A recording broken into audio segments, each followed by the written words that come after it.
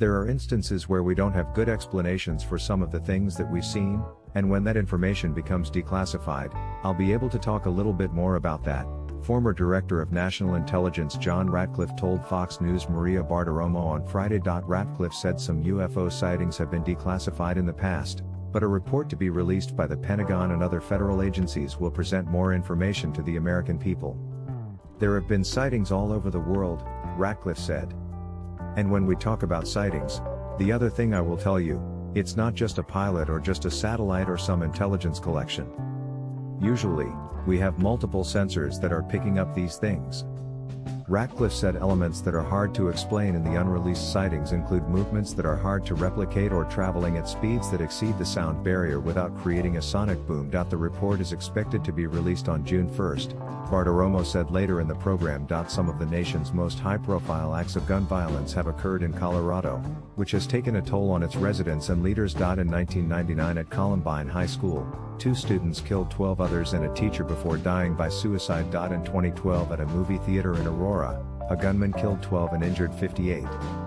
The gunman, who had sealed off doors and used tear gas, was sentenced to life in prison. In 2015 at a Planned Parenthood clinic in Colorado Springs, a shooting left 3 dead and 9 injured. According to a database compiled by USA Today, Northeastern University and the Associated Press, Colorado had the 6th highest rate of public mass killings out of the 50 states. Such incidents are rare, making it hard to pinpoint why they occur in one place and not another, according to James Allen Fox, a professor of criminology, law and public policy at Northeastern University in Boston. Colorado's rate of overall mass killings is among the nation's lowest, and its gun laws are stricter than many other states, gun control advocates say.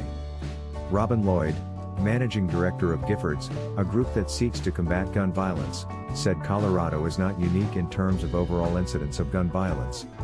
It does feel that this happens far too frequently, but I don't think Colorado is an exception, Lloyd said. Gun violence occurs in a variety of ways, most frequently as suicides, Lloyd said.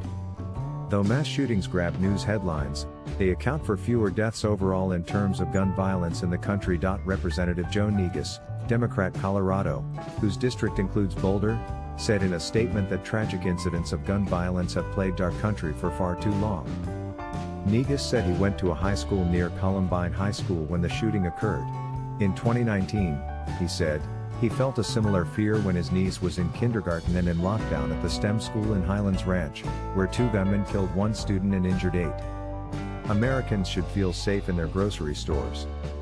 They should feel safe in their schools, their movie theaters and in their communities.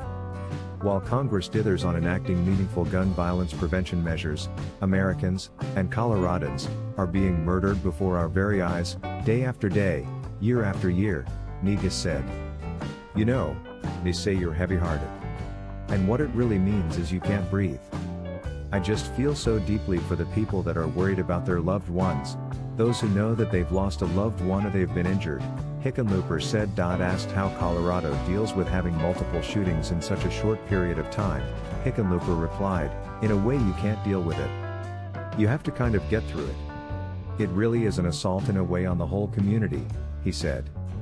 Especially once you've been through it a couple of times, again, your heart is just even heavier.